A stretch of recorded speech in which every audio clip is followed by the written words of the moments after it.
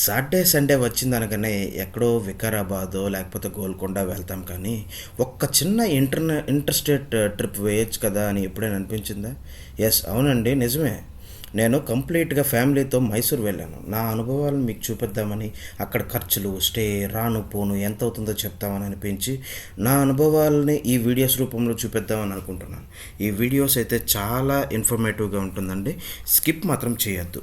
Okay.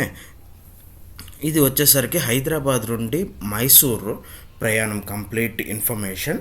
అక్కడ ఉండేటటువంటి hotels, stay, next అక్కడ ఏ ఏ ప్లేసెస్ చూడాలి, అక్కడ వచ్చేసరికి మాల్స్, లేకపోతే ఆ స్ట్రీట్స్, రోడ్స్ అక్కడ ఎట్లా ఉంటుంది, ఏం జరుగుతుంది, ఎలా ఉంటుంది, వాళ్ళ పరిపాలన ఎక్కడ ఉంటుంది, నెక్స్ట్ అక్కడ ఉంటున్న టెంపుల్స్ ఏంటి, లేకపోతే అక్కడ నుండి ఏ ఏ ఈటర్నరీ కంప్లీట్ గైడ్ అనేది నేను ఇద్దాం అనుకుంటున్నానండి. Please like, share.